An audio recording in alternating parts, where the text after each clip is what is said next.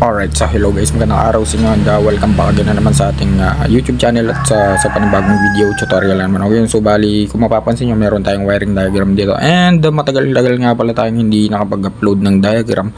Gawa ng busy tayo sa ating trabaho at ang dami nating inaasikaso. Pero ayun, still mag-upload pa rin tayo ng mga video tutorial, no, na talaga namang makakatulong sa atin at lalong-lalo na sa mga baguhan. And mabalik tayo sa topic mga boss. So bali, request nga lang pala ito ng isang followers natin or subscriber natin. Gawa daw ako ng stock passing ng busina, yung stock horn ng busina, yung stock horn switch na pwedeng mag-passing. So paano ba yon? So kapag ka bumusina ka, pwedeng sumabay yung iyong headlight. So stock lang yan mga boss. Ang gagamitin lang natin yan is wire. So napakaikling wire kasi magkakalapit lang naman yan dun sa may dashboard at saka isang pirasong diode. So magkano lang yun mga boss? Wala pang 20 pesos yata yun. So bili kayo sa motorcycle shop or sa online shopping, yan, shopping center like Shopee or TikTok shop. Then mabalik tayo ulit sa ating diagram mga boss, ano. So yun nga, yung topic natin ngayon is kung paano isabay sa busina yung ating headlight. So kumbaga passing, bubusina ka at magpapassing yung iyong headlight. Okay, so ganito kasi ang mga boss. Umpisa natin dito sa ating battery. So sa battery natin mga boss, yung meron tayong dalawang terminal dyan, which is negative at saka positive. Yan. Tapos yung positive natin mga boss, may naka tap dyan na kulay red wire, which is yung manipis. So yan yung wire ng ating fuse. Ayan, ito yung fuse natin, itong kulay blue. Yan.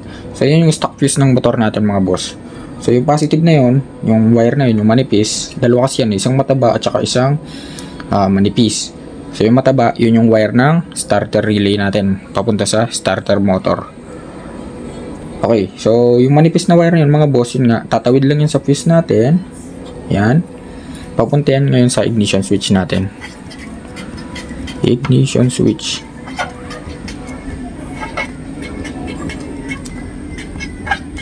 Yan. So sa ignition switch natin mga boss, napakaraming klaseng ignition switch. Pero may dalawang common tayo na madalas na makikita sa mga motor mga boss, which is yung 4 wires at saka yung 2 wires. So kung makikita nyo mga boss, 2 wires lang siya. Kadalasan sa 2 wires mga boss, Yamaha, Suzuki, at ano pa ba. So yun lang yung mga 2 wires na kadalasan, ano. So yung red wire nga na yun, galing lang sa positive yun, which is siya yung live source ng ating ignition switch.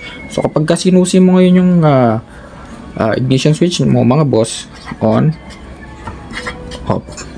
So kapag nag-on ka, lilipat lang yung current dito sa black wire, which is itong ACC wire or yung accessory wire na tinatawag. And yung accessory wire yan mga boss, nag-iiba ng kulay yan, depende sa brand ng motor, no. Sa Yamaha brand, kulay brown kung di ako nagkakamali, and sa Suzuki brand is kulay orange. Yun.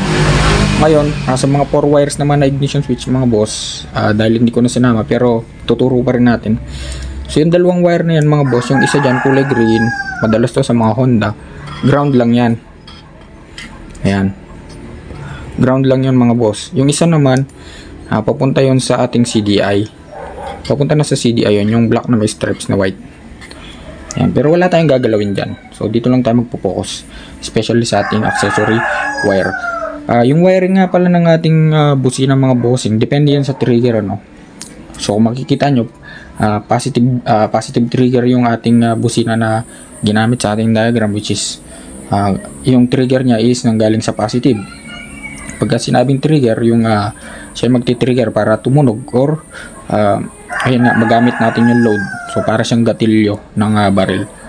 So kapag positive trigger, ayan, sa positive siya kukuha ng source.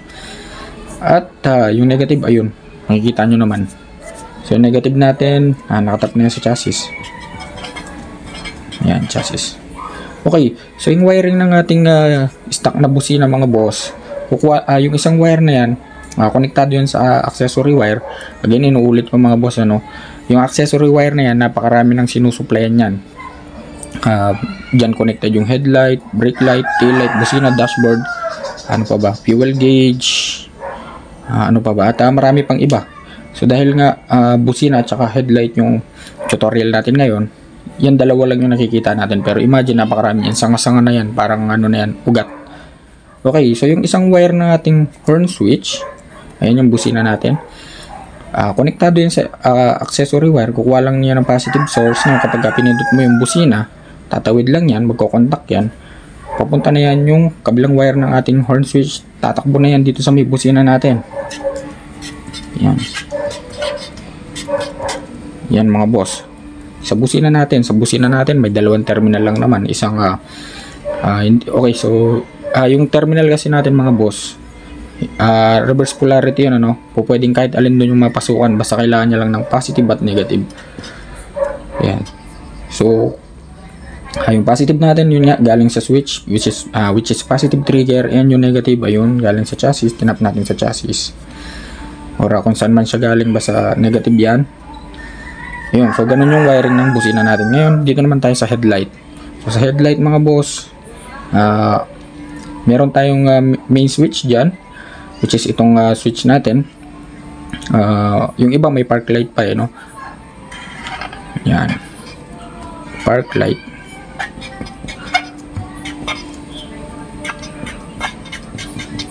Yan.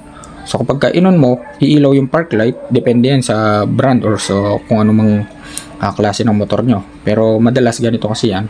So kapag ka-inon mo, park light muna, tapos pag inon mo pa ng isang beses, headlight.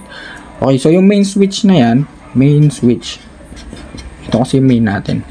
So yung main switch na yan, kukuha din yan ng source sa accessory wire. So kapag ka-inon mo, park light, isa pang on, headlight. So yung source na yun na galing sa accessory wire, tatawid lang yan sa ating main switch. Tatakbo ngayon yan dito sa may ating high and low beam. So imagine, mag-on tayo ng headlight,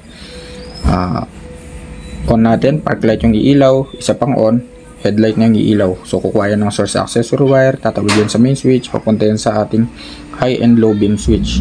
So imagine yung blue, yan yung low beam natin. So kapag pinindot pa natin ng isang beses, mag-high. Yan naman yung yellow, high, low. Yan. So dahil nga maglalagay tayo ng passing mga bossing, so syempre madalas dyan sa high tayo magtatap, which is itong sa yellow. And take note mga boss, dito sa headlight natin, tatlo nga pala yung wire niyan, ano?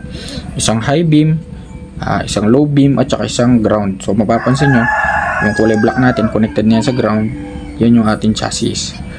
And so lagyan natin ng symbol. So yung black is ground, positive yung yellow, positive din yung blue natin.